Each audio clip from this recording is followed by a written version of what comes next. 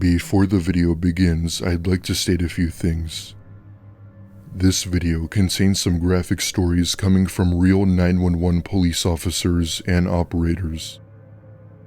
I ask that you please be respectful in the comments, as these aren't made up and are tragic events. The point of this video is to educate you and show you some of the things 911 operators have to go through and how hard their jobs are. Some of the stories are short, while others are a bit longer. If you have a weak stomach, this may not be the video for you. That being said, let's begin.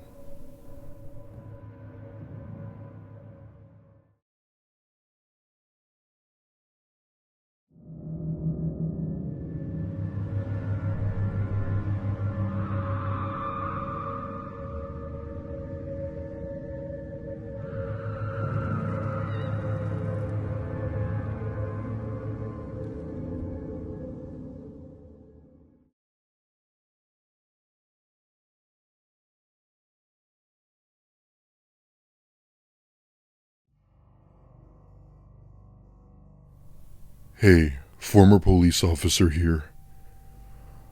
I responded to a call around 3 a.m. from a young girl telling us that her mother had hung herself in the garage after a verbal altercation with the father. She was around 8 years old and she couldn't stop sobbing into the phone, repeating to us that mommy was dead. Needless to say, me and my FTO arrive at the scene and see the little girl on the couch crying. Her father is completely wasted while having a verbal outburst towards us. My FTO and the backup unit arrest him, and I go into the garage where I saw the mother. Her lifeless body laid on the floor with the noose still tied around her neck. By some miracle, she had survived but was later pronounced dead at the hospital. The daughter was then taken to go live with her extended family and could only see her father at certain times. I quit 911 after that call and never responded to another again. The whole thing was nothing but sad and grieving, but the calls that involve kids really messed me up.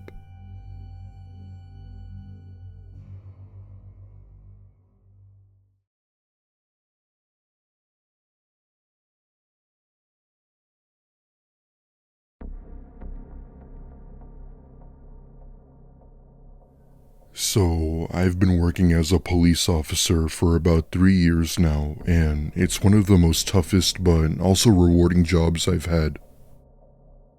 When I say rewarding, I don't mean the pay, but rather the opportunities to save and protect others. After all, it's one of the things I've been wanting to do ever since I was a kid. I've seen some pretty messed up stuff while working as an officer and have responded to several gruesome calls. Everything from weapons and drugs to finding dead bodies. It's one thing seeing that kind of stuff online, but when you actually see that stuff in person, it's an entirely different story. One night, I was driving home in my cruiser with my K9 unit, as we were required to have them at all times no matter what. It's about 11 at night, and I'm driving down the highway when I see 4 orangish lights flashing in the distance. Upon closer inspection, I begin to realize that they were traffic cone lights blocking the road. There was also a car parked on the side of the road and someone stepped out. They then step in front of my headlights, revealing a young, lanky teenage boy wearing a uniform of some sort. Not the police type, but something to that extent. My first thought was that he was maybe a corrections officer, but I couldn't identify the badge or uniform. At this point, my K9 is barking his head off at this guy, and I step out of my cruiser and tell him to identify himself. He then starts telling me that he was a cop and had run out of gas. Despite the flashing lights coming from his car, I could tell that something was immediately off. He looked way too young to be a cop, and his uniform screamed fake. I tell him that I know he isn't a real cop and tell him to come over to the car with his hands in front of him. He ever so slowly walks towards the car with his hands up until stopping at the hood. I then walk over to him when he suddenly pulls out a gun and starts shooting directly at me. I jump out of the way and duck behind my car while letting the dog out. The dog is on him within a matter of seconds, and I get out my taser and tase him in the back. All the while, I'm calling dispatch to send in backup while I attempt to put him in handcuffs. Long story short, I run his plates, and it turns out he has a history of impersonating police officers. Pretty soon, the backup unit arrives and arrests him, and I went home soon after with no injuries as the bullet thankfully missed me. This was by far the scariest and most unexpected encounters I've ever had as a police officer, and it probably won't be my last.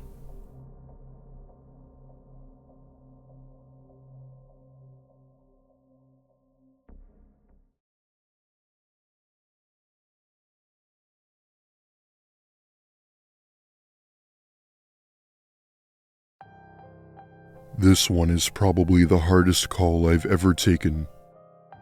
The phone rings and there's a little girl, 8 to 10 years old, and she's screaming and crying, "Daddy's dead." I can't calm her down at all, and she keeps crying on the line with 2 other girls. I was watching our call logs, and more calls are coming in that are for gunshots fired. What had happened was, 3 men decided to break into a house which they thought was empty, so they rang the doorbell to make sure. The dad had startled them and they shot him, so the mother comes out to see what had happened and she got shot as well. The guys took off, leaving the girls aged 8 to 12 to call 911. We're not allowed to disconnect a phone call until police or EMS are on the scene, so my heart was breaking for the family. I listened to the girl for 6 minutes straight before police arrived on scene. The good news is, the mother lived.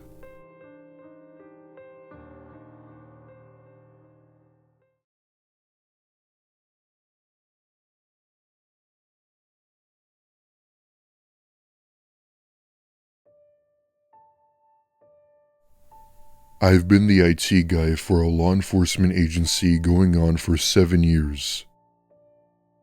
Our current 911 supervisor pulls calls off of our 911 recorder, but some of the previous supervisors wouldn't do it.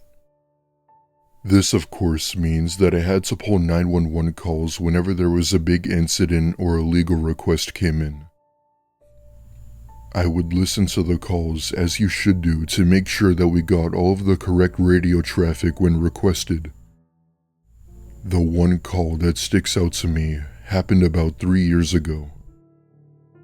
I was actually repairing some equipment in our dispatch center when the call came in and had to immediately pull the recording.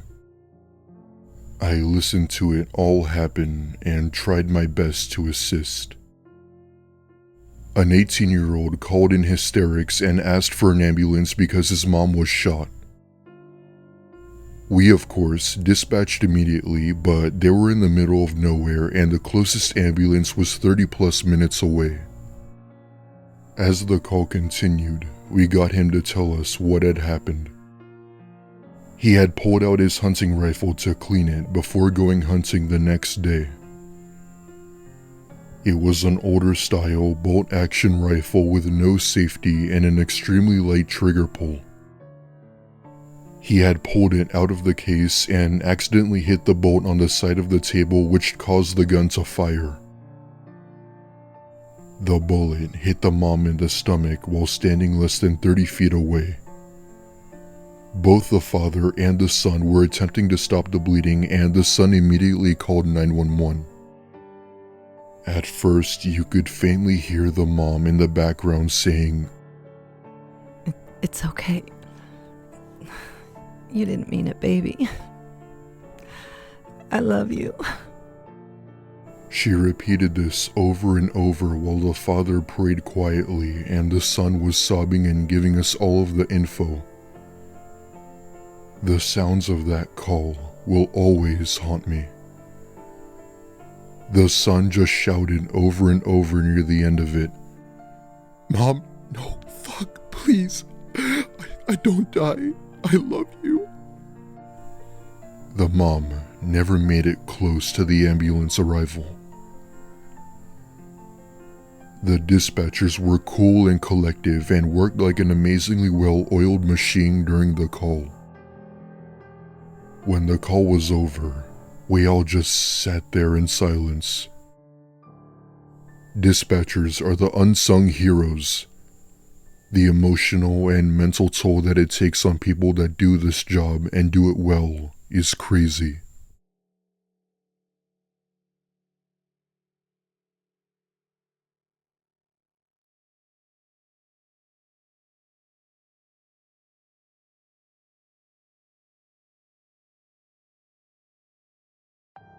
When I was in my mid-30s, I worked as a 911 operator in Iowa City, Iowa. I worked the other side of the radio. Police, fire, and EMS dispatcher and 911 non-emergency call taker for 4 years now.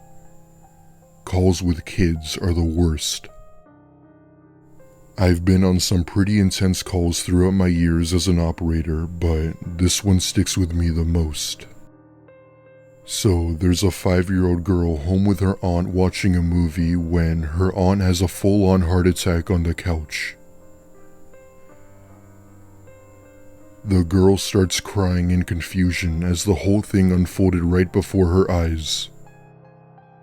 The reason she was able to call 911 is because she went over to her neighbors who let her call as they didn't want to get involved.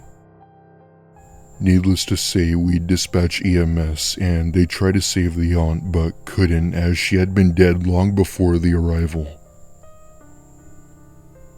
Turns out, the girl's parents were divorced and she went to go live with her grandparents.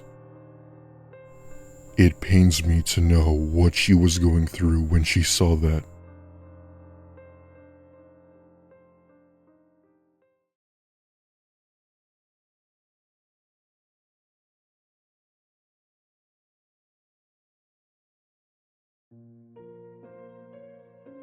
"911 operator here.